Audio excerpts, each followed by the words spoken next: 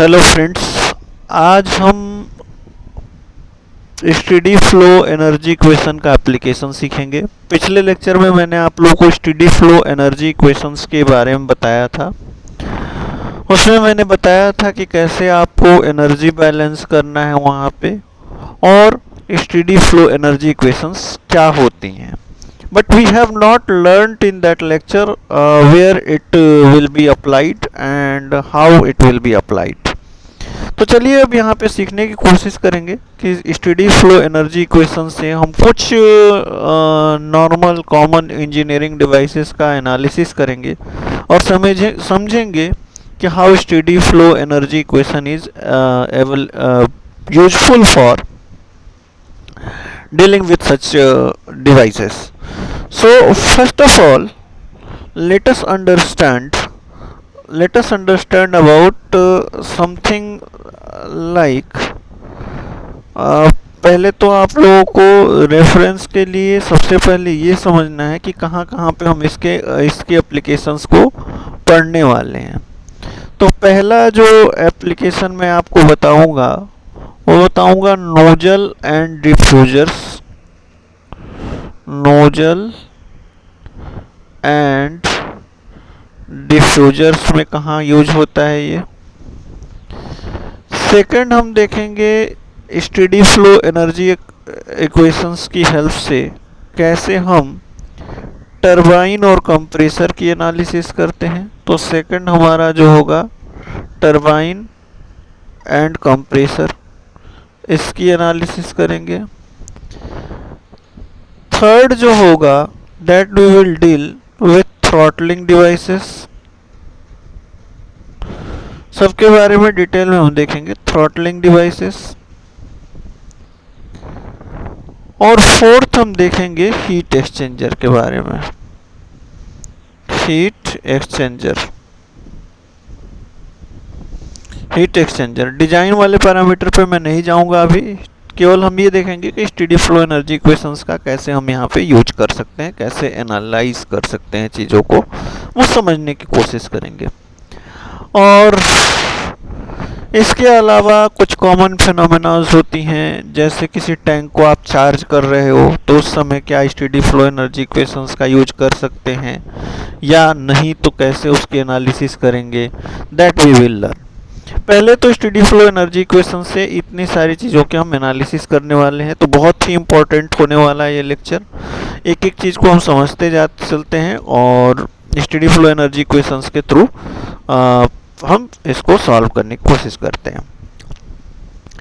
तो nozzles and diffusers, suppose that मैं एक नोजल्स एंड डिफ्यूजर्स की बात हो रही है, तो ये बना लेते हैं एक, let us draw a diagram, this one. ये मैंने एक कॉमन डायग्राम बना दिया, ध्यान समझ लो। नोजल का मतलब अभी तक आप लोग जो समझते हो कि एक क्रॉस सेक्शन एरिया डिक्रीज करता है और फिर प्रेशर के एक्सपेंस पे ये आपको वेलोसिटी इंक्रीज करके देता है, ऐसा कुछ आपने पढ़ा हुआ है, या एनर्जी के एक्सपेंस पे इसकी वेलोसिटी जो है वो इंक्रीज करता है। लेकिन अगर आपका मैक नंबर, ध्यान समझ लो, मैक नंबर जो होता है ये होता है जो वेलोसिटी है और सोनिक वेलोसिटी का जो रेशियो है। अगर मैक नंबर ग्रेटर देन 1 हो जाए, उस केस में जो नोजल है वो आपका डिफ्यूजर की तरह बिहेव करने लगता है, और जो डिफ्यूजर है वो नोजल की तरह बिहेव करने लगता है, जो कॉमन आपके अंडरस्टैंडिंग है। इसलिए मैंने यहाँ ये फिगर ऐसे बनाया है कि सपोज दैट अगर यहाँ तक पहुँचते पहुँचते इसकी वेलोसिटी मैक नंबर 1 को पार कर गई, तो उस केस में हम इसका यूज जो है नोजल की तरह ही रखेंगे। अगर डिफ्यूजर है तो डिफ्यूजर की तरह ही, मतलब हम उसका यूज करेंगे। तो that is the case, that is why I have drawn this diagram. Otherwise you can understand this as nozzle and this as diffuser. तो ये केसेस होते हैं जनरल कॉमन केसेस, जब आपका मैक नंबर 1 से आपका कम हो रहा है तो ऐसे आपका ये नोजल होता है और ये डिफ्यूजर होता है। बट जब मैक नंबर 1 से ऊपर हम जाते हैं तो कहानी कुछ और हो जाती है, इसलिए मैं ये डायग्राम बना रहा हूँ। Now the question is that how it will be analyse. तो सपोज दैट हम इस फिगर को लेके चलते हैं, ये हमारा सेक्शन 1 है and this is section 2। Section 2, ये सेक्शन 2 है। तो सेक्शन 1 और सेक्शन 2 की बात हम कर रहे हैं।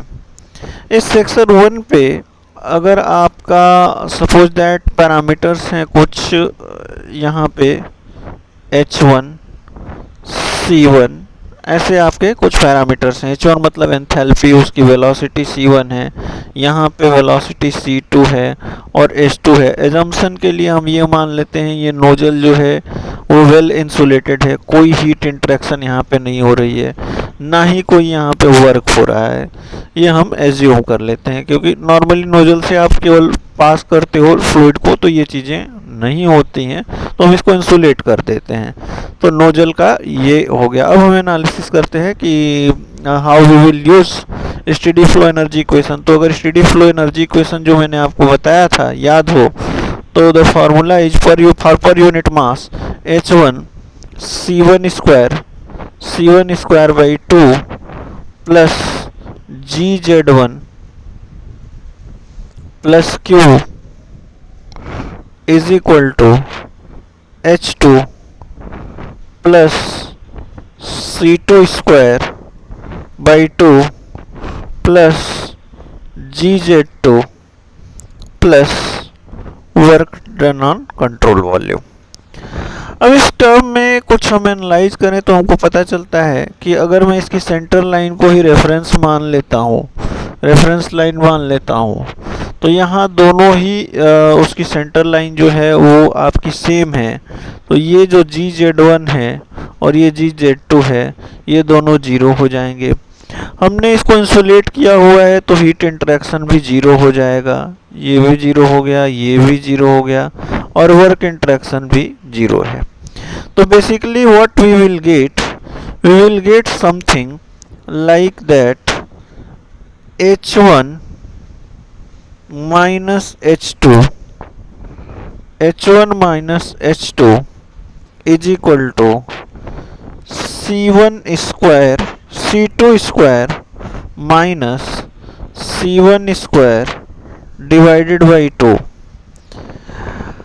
अगर ये हम एज्यूम कर लें, और ये ऐसा होता भी है प्रैक्टिकल कंडीशन में, कि जो C1 है, जो वेलोसिटी ऑफ इनलेट होती है वो बहुत ही कम होती है in comparison to velocity of outlet. तो उस केस में जब आप कैलकुलेशन में जाओगे तो कैलकुलेशन में C1 स्क्वायर का बहुत ज़्यादा इम्पैक्ट नहीं आता है। अगर कहीं पे स्पेसिफिकली मेंशन किया हुआ है कि C1 वेलोसिटी दी हुई है तो you can put in this particular equation and you will gate the value of C2। But in normal common cases C1 is very much less than C2, so we can ignore the value of C1 and we can get the value of C2, approximate value of C2, and that will be equal to C2 under root of 2 in the bracket H1 minus H2, H1 minus H2। यहाँ से आपकी ये value मिल जाती है अगर आप C1 को ignore करते हो आफ्टर कंसिडरिंग दिस थिंग। लेकिन यहाँ सबसे ज़्यादा लोग जिनको ये सब कुछ आता है वो भी यहाँ पे मिस्टेक कर जाते हैं अगर इसकी एनालिसिस की बात आती है।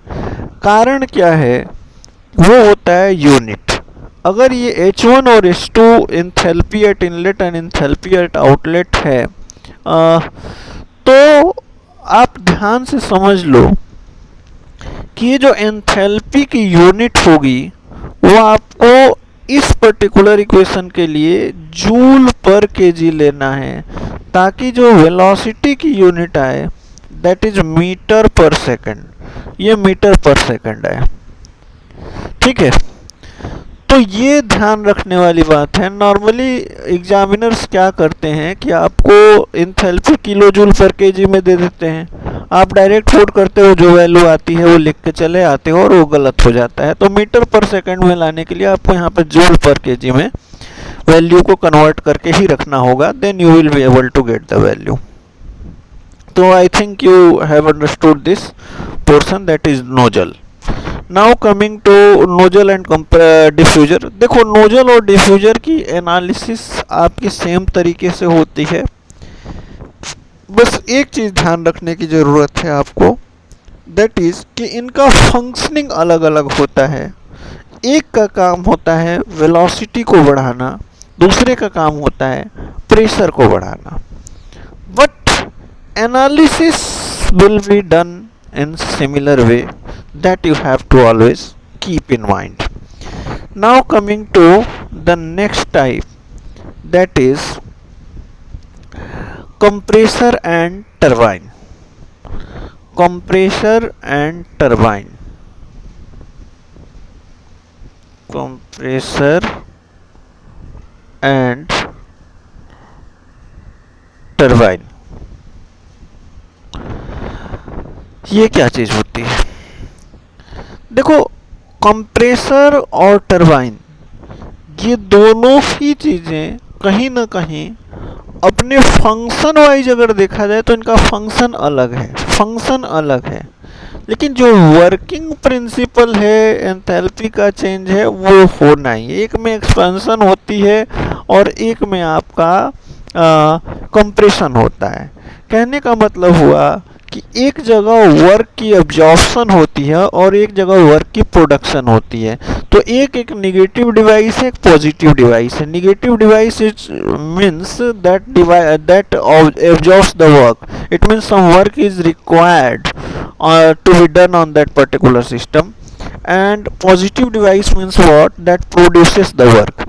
तो यहाँ पे अगर हम देखें, सपोज दैट अगर हम कंप्रेसर की बात करें तो मान लेते हैं जस्ट ये सिमेट्रिक डायग्राम है, ये आपका एक कंप्रेसर का एक सिमेट्रिक डायग्राम है, ठीक है, that is shaft and this is inlet and this is outlet. Suppose that working fluid यहाँ से इन करता है और वर्किंग फ्लूइड यहाँ से लीव करता है। मैं इसको भी इंसुलेट करके रखता हूँ, यहाँ भी हम हीट को रिजेक्ट नहीं होने देंगे, ठीक है। और यहाँ पे कंप्रेसर आइडियल कंडीशन की मैं बात कर रहा हूँ, और आपका यहाँ से वर्क की इनलेट होगी। बस यही ध्यान रखने वाली बात है कि यहाँ वर्क इन होगा, ये कंप्रेसर हो जाएगा, इट विल बिकम कंप्रेसर। यही चीज़ अगर आपका suppose that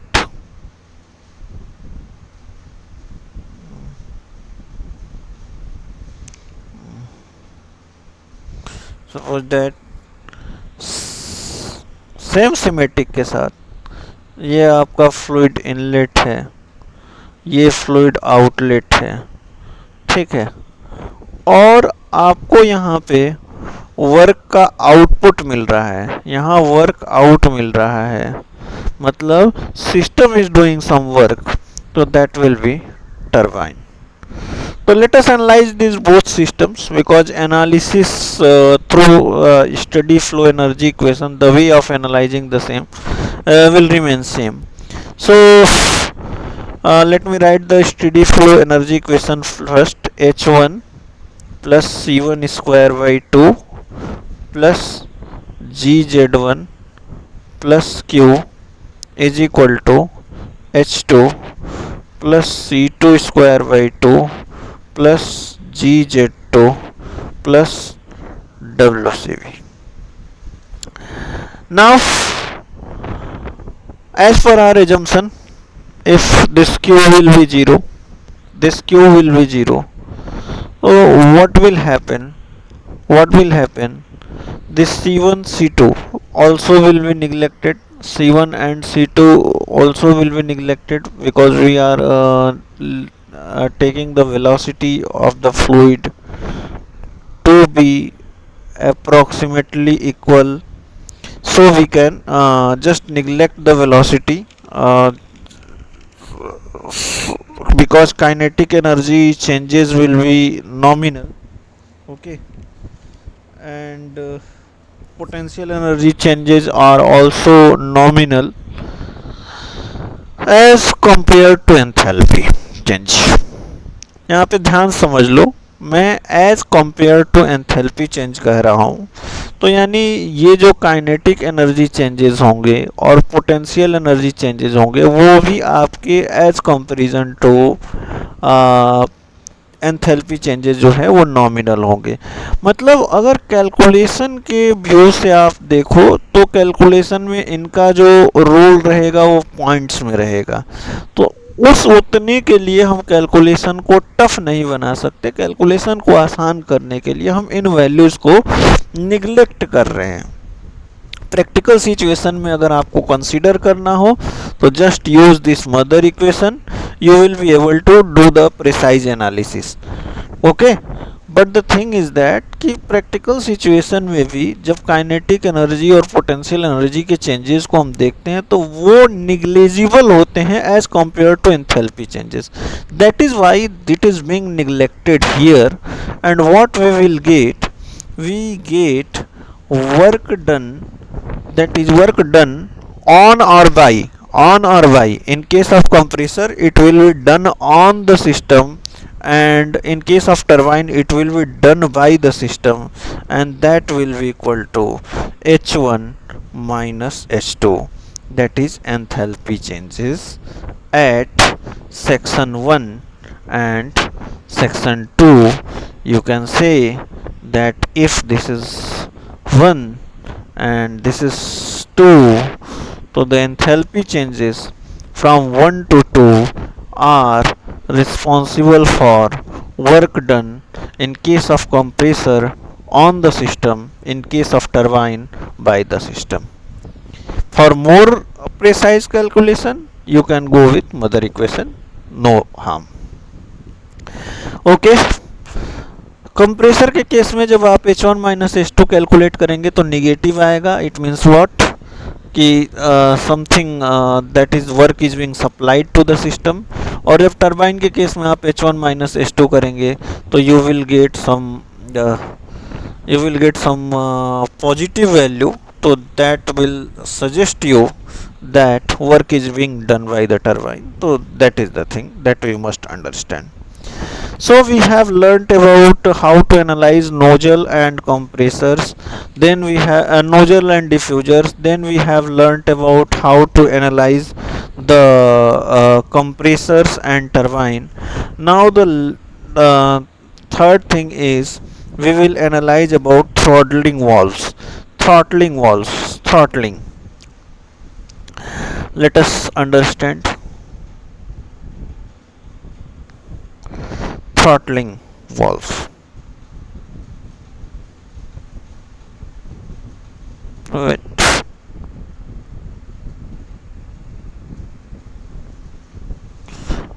Throttling valves.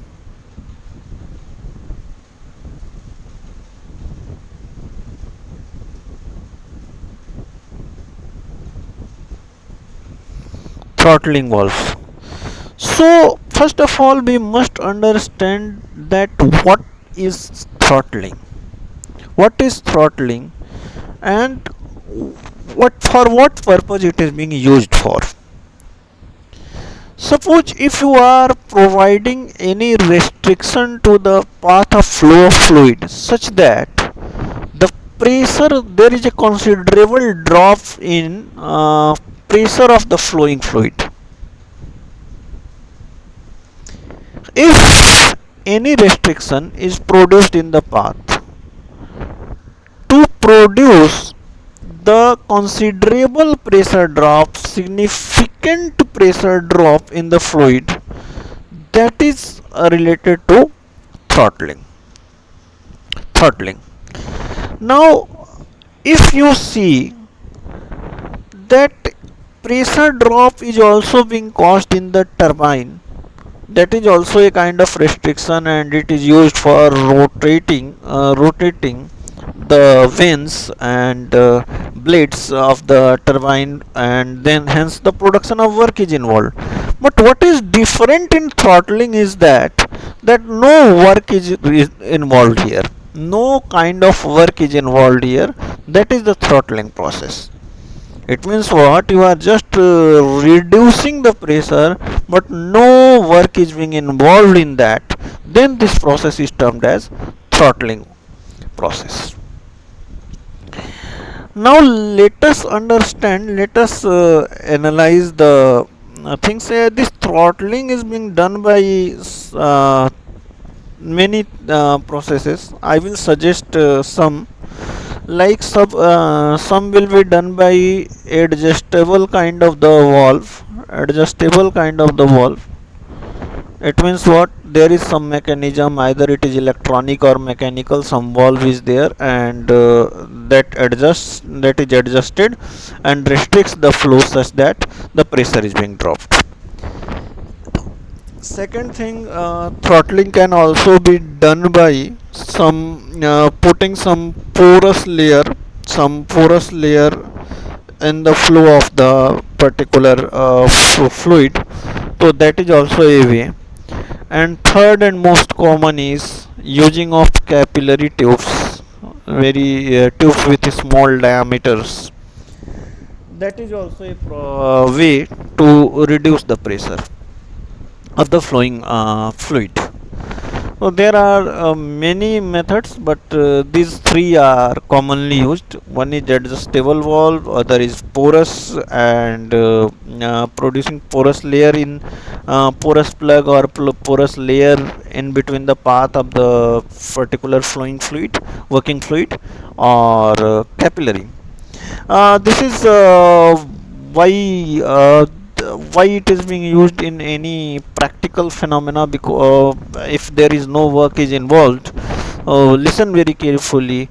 Wherever reduction of temperature is more desirable as compared to the work done, or getting work is more costlier and then reducing, so that throttling process is involved. Just without involving the work, it is going to reduce the temperature, reduce the pressure, and hence the temperature of the flowing fluid. Now let us understand that how it will be analyzed and what it says. For it, just take anyone. Just I take this one section as 1 and this section as 2. Then what will happen? We will write h1 plus c1 square by 2 plus gz1 plus q is equal to s2 plus c2 square by 2 plus gz2 plus work done. Now you know, as per my discussion, this WCV is 0, heat interaction is 0. As obvious from diagram, this, this and this also will be 0. It means what? The velocity change, the kinetic energy change will be negligible, the potential energy change will be negligible. So you observe in throttling process, the initial enthalpy of entering fluid is equal to the final enthalpy of the leaving fluid in a throttling mode. So that we must understand. Okay, this throttling process is very often used in refrigeration kind of the works, and it is a very important part of that. So we have learnt about how to utilize the steady flow energy equation for uh, nozzles and diffusers. Then we have learnt about turbines and compressors. Now we have learnt about the what? That is the enthalpy of the entering and leaving fluid. Here is one catch that we must understand, that whenever you are dealing with an ideal fluid, ideal gas, in case the entering temperature also will be equal to the leaving temperature, because cpt1 is equal to cpt2, the cp will be constant and it will be cancelled out, and you will get the entering temperature is equal to leaving temperature. So that we must understand. Okay, now I think this is also clear to you all. Now coming to next thing that I have understood as most important engineering device and much used engineering in engineering application, either it is in power plant or it is in cooling systems or wherever the heat interaction is required, there is a requirement of heat exchangers. So let us understand that how this will be analyzed. Just I am not going in design parameters, we will study in heat transfer processes. I am just telling the basics of the heat exchanger over here. You know, heat exchanger is a device that is used to provide a surface for heat exchange without actual exchange between the fluids. Okay, suppose just I am taking two pipes. Just understand, for your understanding purpose. Just let us take some cell, and like that. Let us take some cell like this, and some tube inside it, like this. Now you see what will happen. There is some kind of particularly the entering fluid, and here leaving fluid. Some other fluid at other temperature will be entering here, and that will be leaving here. Now we must understand that how this analysis will be done. Suppose if I take this section as 1 1, this section as 2 2, this section as 3 3, and this section as 4 4. Now suppose, just for sake of understanding, I'm using a different color. Suppose this fluid is entering, and this is something that is flowing like this. It means it is coming in all over contact of this pipe, and next it leaves the cell here. Suppose the entering parameters of this are H2. Here some mass flow rate I am also taking in consideration, that is suppose this is M2. So this and here the some mass flow rate is M1. Now what will happen? M2S2, and here let us take this value to be M2H4, because same mass is entering and leaving, mass conservation. And here some other fluid, suppose that this is cold fluid, so this is entering, and here H1 and H1, and let us take the value of mass we have also got here, that leaving the value is H3. Okay, H1 H2 H3 H4. So we have got something like this, and now we have to analyze. You can very clearly observe that there is no kind of work is being done here, and if we insulate this whole system from outside surrounding, so there will be no heat interaction between the surrounding. It means what? Between the surrounding and the system, only the heat will be interacted between the flowing fluids. Means whatever enthalpy will be lost by particular the fluid, uh, the other fluid will gain that enthalpy. So we can just analyze this like this, that mass of cold fluid into enthalpy of the enthalpy of the, suppose that cold fluid that is changing from H3 minus H1, this must be equal to mass of entering fluid, that is hot fluid, that is we have take M2, and this will be equal to H4 minus H2. H4 minus H2. So this will definitely give you a correct idea or the way to determine the enthalpy. Okay, so now we have understand that how the analysis of heat exchangers will be done. Sometimes mixing is also being done, so in that you will be also balancing the enthalpy, so that will give you the correct idea. So we have learnt about heat exchangers, throttling device, compressors, turbines, diffusers, nozzles. So that is how the steady flow energy equation being utilized.